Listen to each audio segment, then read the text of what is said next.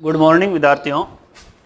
हम पिछले वीडियो में अध्याय 6 के अंदर विश्व के मानव अधिवासों के बारे में पढ़े थे और उसके अंतर्गत पढ़ा था मानव अधिवास क्या है। ये क्वेश्चन भी आया था, मानव अधिवास क्या है।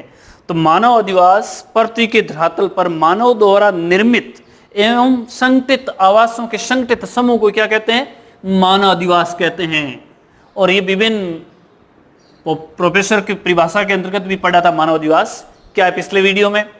मानव अधिवास की उत्पत्ति के आधार पर वर्गीकरण ये पिछले वीडियो में पढ़ चुके हैं। स्थायी अधिवास और अस्थायी अधिवास। स्थायी अधिवास दूसरा था अस्थायी अधिवास।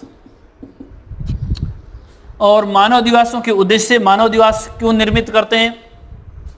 सामाजिक सांस्कृतिक सुरक्षा के लिए, संसाधनों को संगठित करने के लिए। इस प्रकार से मानव अधिवासों का स्थायित्व है, यानी मानव कहां अपना अधिवास निर्माण करेंगे, इसके बारे में भी पिछली वीडियो में पढ़ चुके हैं।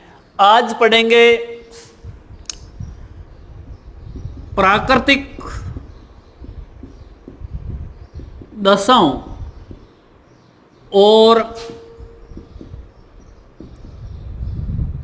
कार्यात्मक या कार्य के आधार पर, कार्यात्मक के आधार पर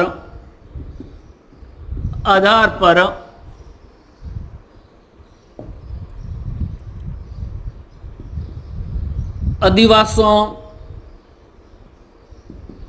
की उत्पत्ति। प्राकृतिक दशाओं और कार्य के आधार पर अधिवासों की उत्पत्ति के बारे में। तो इसके अंतर्गत अपन क्या पढ़ते हैं विद्यार्थियों? ग्रामीण अधिवास और नगरीय अधिवास। तो विद्यार्थियों ध्यान दें, उत्पत्ति के आधार पर अधिवास पूछे जाते हैं। उत्पत्ति के आधार पर अधिवासों के प्रकार बताइए। तो आपको लिखना है स्थायी अधिवास और अस्थायी अधिवास, दो प्रकार के। जबकि प्राकृतिक दशाओं और कार्यात्मक के आधार पर यदि अधिवासों के प्रकार पूछे जाते हैं तो विद्यार्थियों आपको लिखना है ग्रामीण अधिवास और नगरीय अधिवास। यह बात हमने पिछले वीडियो में पढ़ चुके हैं। आज अपन को पढ़ना है, यहां आपको तुलनात्मक बता रहा हूं कि मानव अधिवासों की उत्पत्ति के आधार पर पूछे जाते हैं। किसके आधार पर विद्यार्थियों? उत्पत्ति के आधार पर। तो स्थायी अधिवास और अस्थायी अधिवास। ओके विद्यार्थियों। और प्राकृतिक दशाओं और कार्यात्मक के आधार पर पूछा जाता है तो आपको बताना है ग्रामीण अधिवास और नगरीय अधिवास। कितने प्रकार के विद्यार्थियों? ग्रामीण अधिवास और नगरीय अधिवास। अच्छा, अधिवास क्या है विद्यार्थियों? पृथ्वी के धरातल पर मानव द्वारा निर्मित संगठित आवासों के संगठित समूह को क्या कहोगे? मानव अधिवास कहोगे। और ये परिभाषा हो गई उत्पत्ति के आधार पर स्थायी अधिवास और अस्थायी अधिवास। मानव अधिवासों के उद्देश्य पिछले वीडियो में पढ़ चुके हैं और मानव अधिवासों के स्थायित्व किन बातों पर निर्भर करता है वो भी पढ़ लिए थे। अब आज का एक क्वेश्चन ये बनता है विद्यार्थियों कि प्राकृतिक दशाओं और कार्यात्मक के आधार पर मानव अधिवास कितने हैं? तो दो प्रकार के। कैसे? ग्रामीण अधिवास और नगरीय अधिवास। ये क्वेश्चन आज के वीडियो में तैयार करना है। प्राकृतिक दशाओं और कार्य के आधार पर अधिवास कितने प्रकार के होते हैं? ग्रामीण अधिवास और नगरीय अधिवास। यानी उत्पत्ति के आधार पर पूछा जाता है तो स्थायी अधिवास और अस्थायी अधिवास। अब पढ़ते हैं विद्यार्थियों, ग्रामीण अधिवास किसे कहते हैं, नगरीय अधिवास किसे कहते हैं और मानव अधिवास किसे कहते हैं? पृथ्वी के धरातल पर मानव द्वारा निर्मित आवासों के संगठित समूह को मानव अधिवास कहते हैं। प्राकृतिक दशाओं और कार्यात्मक के आधार पर कितने प्रकार के अधिवास है? ग्रामीण अधिवास और नगरीय अधिवास, दो प्रकार के। अब क्वेश्चन बनता है ग्रामीण अधिवास किसे कहते हैं? ग्रामीण अधिवास। और दूसरा क्वेश्चन ये बनता है यहां से नगरीय अधिवास किसे कहते हैं? तो अपन इसको विस्तार से बात करते हैं विद्यार्थियों। ऐसे अधिवास जिनमें निवास करने वाले लोग, ऐसे अधिवास जिनमें निवास करने वाले लोग प्राथमिक कार्यों में संलग्न है। ऐसे अधिवास जिनमें निवास करने वाले लोग, ऐसे अधिवास जिनमें निवास करने वाले लोग प्राथमिक कार्यों में संलग्न हैं तो वो क्या कहलाएंगे? ग्रामीण अधिवास। और ऐसे अधिवास जिनमें निवास करने वाले लोग द्वितीयक और तृतीयक व्यवसाय में संलग्न है तो क्या कहलाएंगे? नगरीय अधिवास। ये भी क्वेश्चन याद रखना विद्यार्थियों।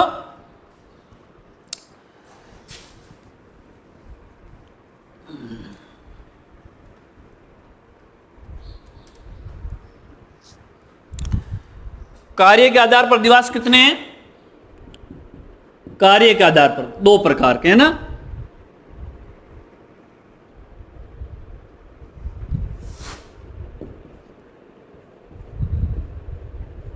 ग्रामीण अधिवास और नगरीय अधिवास। ग्रामीण अधिवास और नगरीय अधिवास। अब इसकी परिभाषा लेते हैं कि नगरीय अधिवास और ग्रामीण अधिवास किससे कहते हैं। 1 नंबर का क्वेश्चन पूछा जा सकता है। तो ऐसे अधिवास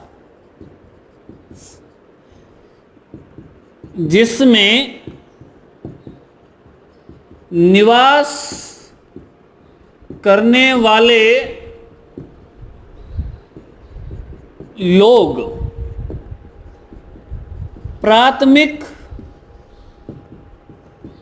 क्रियाकलापों में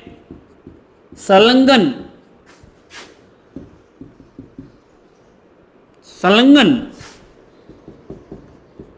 होते हैं, ग्रामीण अधिवास कहलाते हैं।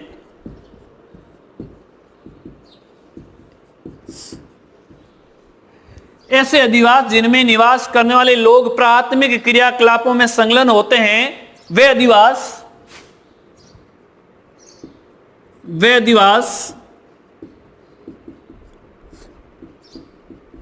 ग्रामीण अधिवास कहलाते हैं।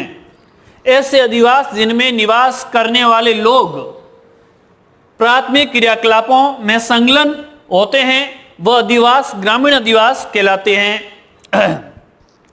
दूसरी साइड में बात करें कि नगरीय अधिवास कैसे कहते हैं, तो इसमें अपन पढ़ते हैं ऐसे अधिवास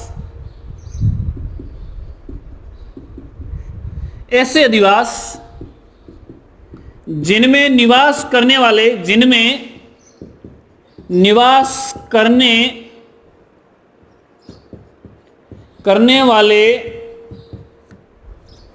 लोग द्वितीयक व तृतीयक व्यवसाय में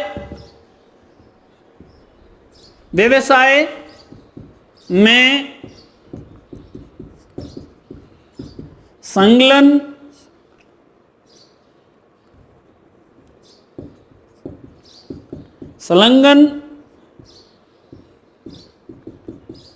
होते हैं।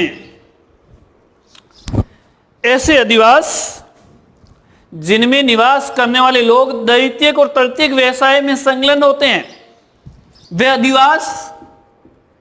अधिवास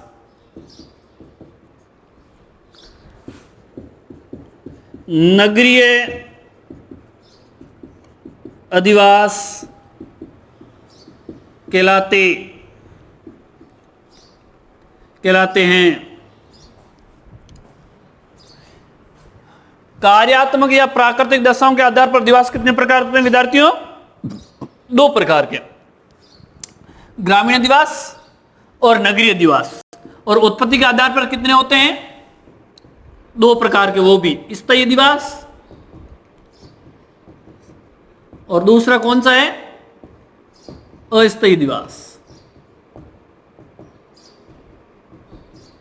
ये किसके आधार पर है विद्यार्थियों? उत्पत्ति के आधार पर, है ना। और यह अपन प्राकृतिक दशा और कार्य के आधार पर कितने प्रकार के होते हैं? ग्रामीण अधिवास और नगरीय अधिवास। ग्रामीण अधिवास किसे कहते हैं? ऐसे अधिवास जिनमें निवास करने वाले लोग प्राथमिक क्रियाकलापों में संलग्न होते हैं वह अधिवास ग्रामीण अधिवास कहलाते हैं। ऐसे अधिवास जिनमें निवास करने वाले लोग द्वितीयक या तृतीयक व्यवसाय में संलग्न होते हैं वह अधिवास नगरीय अधिवास कहते हैं। जैसे उदाहरण के तौर पर देखते हैं पशुपालन, कृषि, लकड़ी काटना आदि। ऐसे व्यवसाय, पशुपालन, कृषि, लकड़ी काटना, ऐसे व्यवसाय है। वो कैसे व्यवसाय है? प्राथमिक व्यवसाय है। ये व्यवसाय कैसे हैं? प्राथमिक, सीधे प्रकृति की क्रियाकलापों से जुड़े हुए प्राथमिक व्यवसाय कहलाते हैं। ये भी ध्यान रखना है। प्राथमिक व्यवसाय किसे कहते हैं? वह व्यवसाय जो सीधे प्रकृतिक प्रदत्त संसाधनों का सीधा उपयोग करते हैं। प्रकृतिक प्रदत्त संसाधनों का सीधा उपयोग करते हैं, वो कौन से व्यवसाय कहलाते हैं विद्यार्थियों? प्रकृतिक प्रदत्त संसाधन, जैसे लकड़ी है, पशु सारण है, घास को काटना है, फल फूल इकट्ठे करना है, कंदमूल इकट्ठे करना है, इस प्रकार से। तो ऐसे अधिवास जिनमें निवास करने वाले लोग प्राथमिक क्रियाकलापों में संलग्न होते हैं वह अधिवास ग्रामीण अधिवास कहलाते हैं। उदाहरण के तौर पर देखा जाए तो जैसे पशुपालन, कृषि, लकड़ी काटना आदि। तो द्वितीय व्यवसाय के अंदर अपन पढ़ते हैं उदाहरण के तौर पर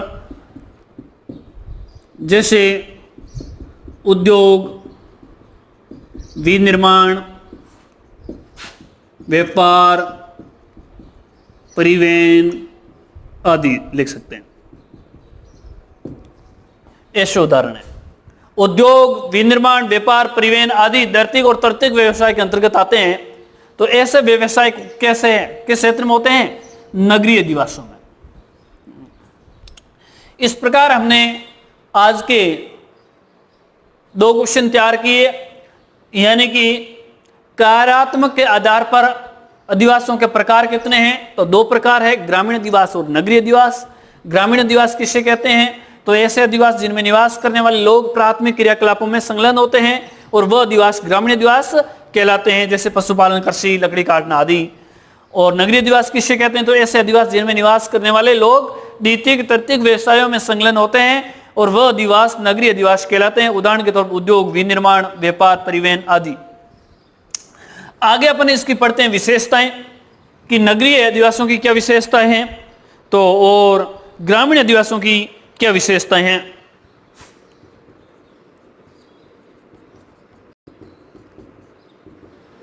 विशेषताएं,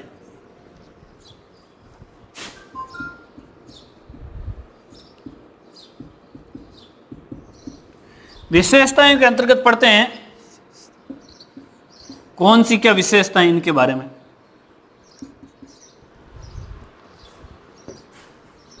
ग्रामीण क्षेत्र में और नगरीय क्षेत्र में कुछ अलग अलग विशेषताएं हैं, वो अपन पढ़ते हैं। ग्रामीण क्षेत्र में ग्रामीण क्षेत्रों में घनिष्ठ संबंध पाया जाता है। घनिष्ठ सामाजिक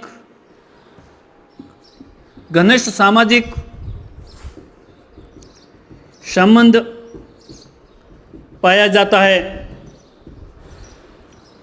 जबकि इसके अंदर बात करें नगरों में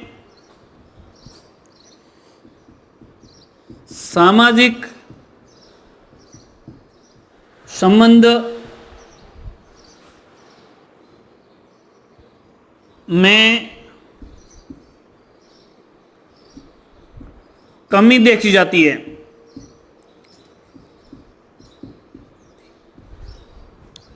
यानी कि ग्रामीण क्षेत्र में घनिष्ठ सामाजिक संबंध पाया जाता है, यानी मेल मिलाप से रहना, एक दूसरे की मदद करना, इस प्रकार के ग्रामीण क्षेत्रों में, जैसा कि ऐसा नगरीय क्षेत्रों में नहीं देखा जाता है। भूखे इंसान को खाना खिलाना, जबकि नगरीय क्षेत्रों में ऐसा नहीं होता है। इस प्रकार से घनिष्ठ सामाजिक संबंध होता है। ग्रामीण क्षेत्र के लोग ग्रामीण क्षेत्र के लोग भूमि से जुड़े होते हैं और ये लोग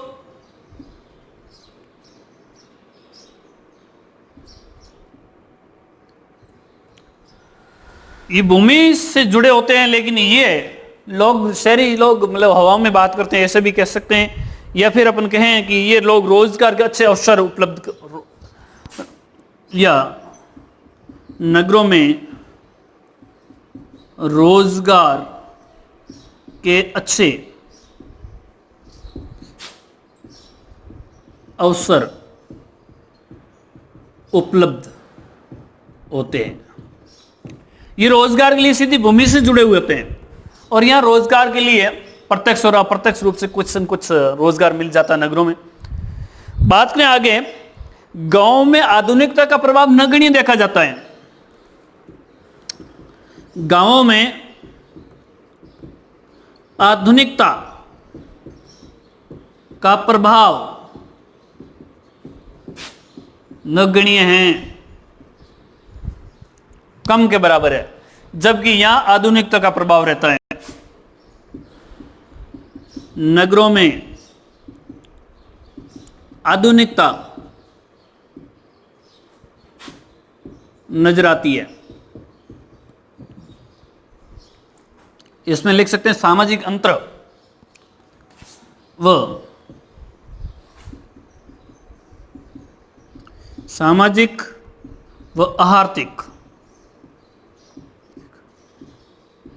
अंतर देखा जाता है।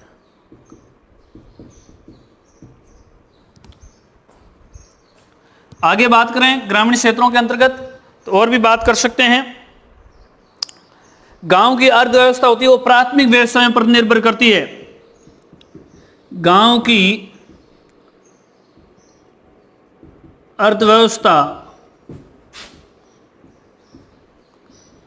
प्राथमिक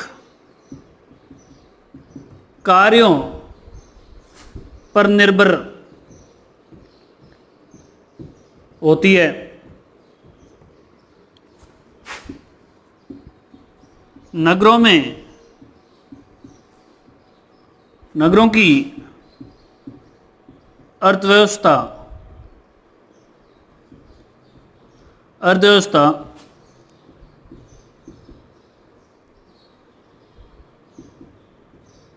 द्वितीयक व तृतीयक व्यवसायों पर निर्भर करती है।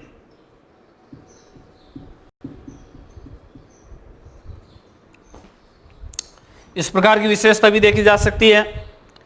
और अपन बात करें गांवों में, यह भी अंतर देखा गया है। गांवों में उच्च शिक्षा व उत्तम स्वास्थ्य सेवाओं का अभाव होता है, जबकि शहरों में, नगरों में उच्च शिक्षा व उत्तम स्वास्थ्य सेवाओं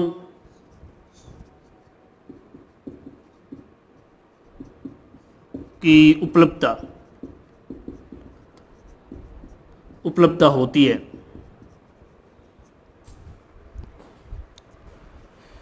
इस प्रकार हमने स्वास्थ्य सेवाएं के बारे में पढ़ा। तो गांवों में उच्च शिक्षा और उत्तम स्वास्थ्य सेवाएं उपलब्ध का अभाव होता है, और नगरों में उच्च शिक्षा और उत्तम स्वास्थ्य उपलब्ध होता है। आगे अपन बात करें इनके बारे में, गांवों और नगरों के अंतर्गत, तो गांव में मानवीय मूल्यों की प्रगाढ़ता पाई जाती है। गांव में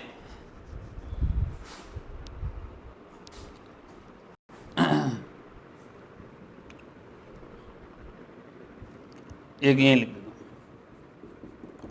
गांव में मानवीय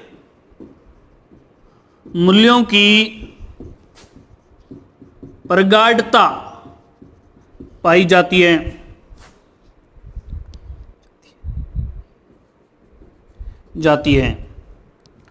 जबकि नगरों में मानवीय मूल्यों की प्रगाढ़ता का अभाव होता है। मानवीय मूल्य, आर्थिक मूल्य से ज्यादा मानवीय मूल्य पर जोर दिया जाता है गांवों में, और जबकि नगरों के अंदर मानवीय मूल्य से आर्थिक मूल्यों का अधिक ध्यान दिया जाता है। हर समय उनमें वो स्वार्थी लोगों की स्वार्थी भावना होती है, कुछ न कुछ प्राप्त करने की, जैसा इसमें नहीं होता है। समाज हित, मानव के हित में कुछ अच्छा कार्य या उनके लिए कर देते हैं, जबकि नगरों में ऐसा नहीं है। वो अपना ही भला सोचते हैं, दूसरों के बारे में इतना नहीं है। आगे अपन इन गांवों के अंदर की विशेषता पढ़ें तो गांवों के अंदर भी काफी अंतर देखने को मिलता है। इनमें गतिशीलता देखा जाए, गांवों में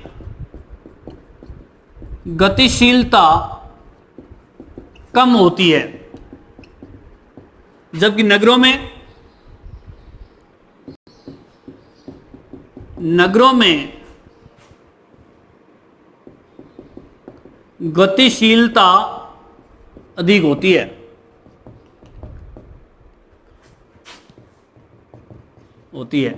यानी भागम दौड़ की जिंदगी रहती है, जैसा कि गांव में ऐसा नहीं होता है।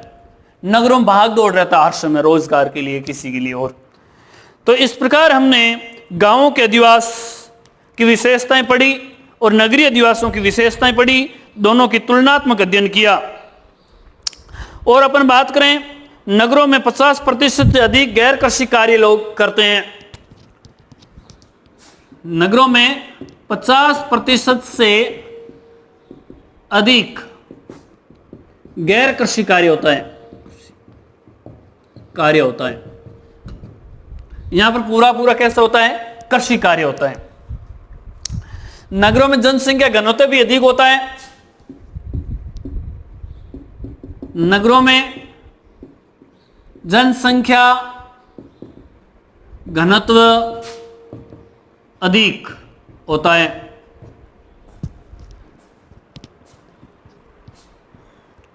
इस प्रकार हमने ग्रामीण क्षेत्र और नगरीय क्षेत्र के बारे में पढ़ा। और देखा जाए, यहां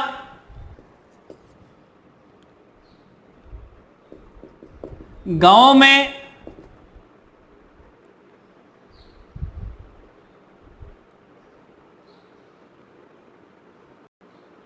मानवीय मूल्यों की तुलना में सामाजिक मूल्यों को महत्व अधिक दिया जाता है। व्यक्तिगत, गांव में व्यक्तिगत मूल्यों से सामाजिक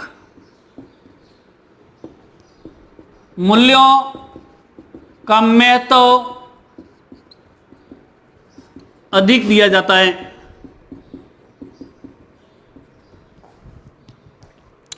जबकि ऐसा नगरों में नहीं है। एक बार और रिपीट करते हैं विद्यार्थियों, ऐसे अधिवास जिनमें निवास करने वाले लोग प्राथमिक व्यवसाय क्रियाकलापों में संलग्न होते हैं, वह अधिवास ग्रामीण अधिवास कहलाते हैं। जैसे पशुपालन, कृषि, लकड़ी काटना आदि। ग्रामीण क्षेत्रों में घनिष्ठ संबंध पाया जाता है, जबकि शहरों में इस प्रकार के घनिष्ठ सामाजिक घनिष्ठ संबंध नहीं देखने को मिलेंगे। ग्रामीण क्षेत्रों में लोगों को भूमि से जुड़े होते हैं, तो ये अच्छे रोजगार से जुड़े होते हैं। गांव में आधुनिकता का प्रभाव नगण्य होता है, जबकि शहरों में आधुनिकता का प्रभाव बहुत अधिक होता है, देखने को मिलता है। गांव की अर्थव्यवस्था प्राथमिक कार्यकलापों पर टिकी होती है, जबकि नगरों की अर्थव्यवस्था होती है वो उद्योग, विनिर्माण, व्यवसायों पर निर्भर करती है। गांवों में उच्च शिक्षा और उत्तम स्वास्थ्य का अभाव होता है, जबकि नगरों में उच्च शिक्षा और उत्तम स्वास्थ्य सेवाएं उपलब्ध होती है। गांव में मानवीय मूल्यों की मानव मूल्यों की प्रगाढ़ता पाई जाती है, जबकि नगरों में मानवीय मूल्यों की प्रगाढ़ता का अभाव देखा गया है। गांव के लोग शांत प्रिय होते हैं, गांव में इतनी भागा दौड़ी नहीं होती है, जबकि शहरों में भागा दौड़ी अधिक होती है, यानी कि गतिशीलता अधिक होती है। आगे अपन बात करें कि नगरों के लोग 50% अधिक गैर कृषि कार्यों में संलग्न होते हैं, और नगरों में जनसंख्या घनत्व भी बहुत अधिक होता है। गांव में व्यक्तिगत मूल्यों से सामाजिक मूल्यों पर अधिक जोर दिया जाता है। व्यक्तिगत काम को छोड़कर सामाजिक काम के अंदर अधिक इंटरेस्ट लेते हैं। इस प्रकार हमने ग्रामीण अधिवास व नगरीय अधिवास के तुलनात्मक भी अध्ययन किया और ग्रामीण अधिवास किसे कहते हैं और नगरीय अधिवास किसे कहते हैं, इनकी विशेषताओं का अध्ययन किया और ये कार्यात्मक के आधार पर हमने मानव अधिवासों का वर्गीकरण किया।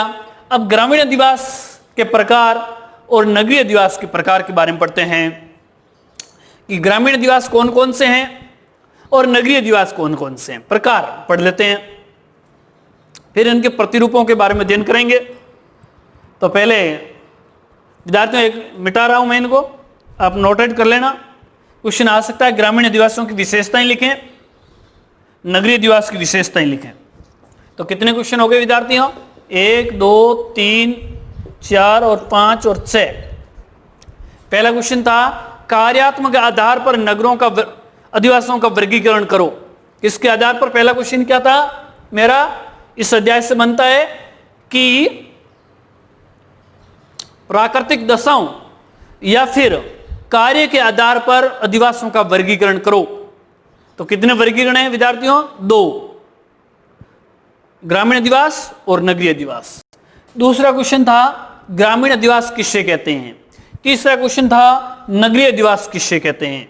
चौथा क्वेश्चन था मेरा ग्रामीण अधिवास की विशेषताएं लिखिए और नगरीय अधिवास की विशेषताएं लिखें। और छठा क्वेश्चन था मानव अधिवास किससे कहते हैं। इस प्रकार विद्यार्थियों आपको ध्यान रखना है।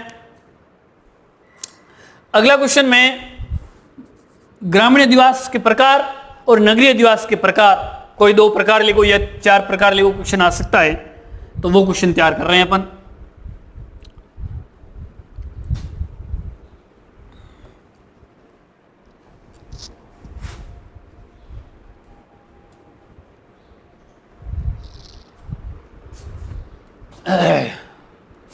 तो प्रकार के अंदर बात करते हैं। प्रकार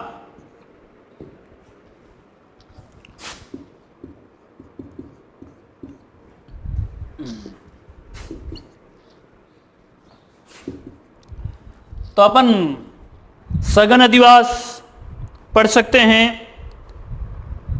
प्रकीर्ण अधिवास, मिश्रित अधिवास, पल्ली।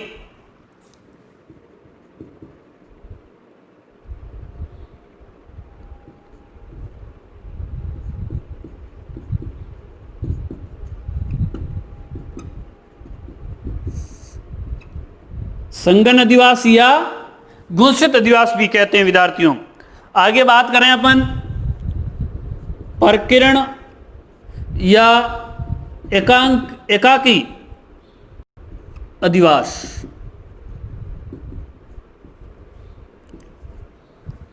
दूसरी अपन बात करें मिश्रित अधिवास। मिश्रित अधिवास। और चौथे प्रकार की बात करें अपन तो पल्ली कह सकते हैं, पल्ली अधिवास। पल्ली अधिवास। इसमें बात करें नगर, महानगर,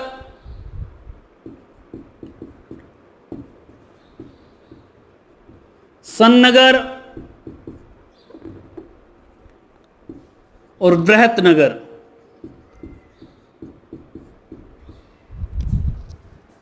ग्रामीण अधिवास के प्रकार संगन या गुंसित अधिवास, प्रकीर्ण या एकांकी अधिवास, मिश्रित अधिवास, पल्ली अधिवास। नगरीय अधिवास के प्रकार की बात करें तो नगर, महानगर, सन्नगर, बृहत नगर। तो इनको विस्तार से बात करेंगे और इनकी भी विस्तार से बात करेंगे। पहले अपन बात करते हैं ग्रामीण अधिवास के बारे में। क्वेश्चन आ सकता है ग्रामीण अधिवास के कोई 2 प्रकार लिखिए। तो सघन या गुंसित अधिवास, प्रकीर्ण या एकाकी अधिवास, मिश्रित अधिवास या पल्ली अधिवास, इनमें से लिखना है। सघन का मतलब है ऐसा अधिवास जो घर पास में होते हैं, आने जाने की छोटी मोटी सड़कों से जुड़े होते हैं और ये धार्मिक स्थल के चारों ओर होते हैं, इस प्रकार के। प्रकीर्ण एकांकी अधिवास दूर दूर होते हैं, काफी दूरी पर, टीलों पर, भूमि के टीलों पर, ऊंचे बाढ़ से बचाव क्षेत्र में। मिश्रित अधिवास मतलब सघन अधिवास और प्रकीर्ण अधिवास का मिलता जुलता रूप दोनों का होता है, तो उसे मिश्रित अधिवास कहते हैं। पल्ली अधिवास ये दूर दराज पहाड़ी इलाकों में इस प्रकार का आदिवास। नगर 10 लाख से कम जनसंख्या वाला, महानगर 10 लाख से अधिक, सन्नगर, जुड़वे 2 नगर, बृहत नगर 10 लाख से बहुत अधिक, इस प्रकार से। तो पहले अपन बात करेंगे संघन अधिवास कहाँ पाए जाते हैं, कहाँ विकसित होते हैं, भारत में कहाँ हैं, इनकी क्या विशेषताएं। सघन अधिवास, गुंशित अधिवास, इनके किन किन नामों से जाना जाता है, इसको विस्तार से कल पढ़ेंगे अपन। ग्रामीण अधिवास के प्रकार के बारे में, सघन अधिवास, गुंशित अधिवास किसे कहते हैं, कहाँ पाए जाते हैं, भारत में कहाँ विकसित हुए हैं और इसकी क्या विशेषताएं। इसी प्रकार इनकी भी बात करेंगे, इनकी भी। और नगर, महानगर, सन्नगर और बृहत नगर, इनको भी कल विस्तार से पढ़ेंगे विद्यार्थियों। Thank you.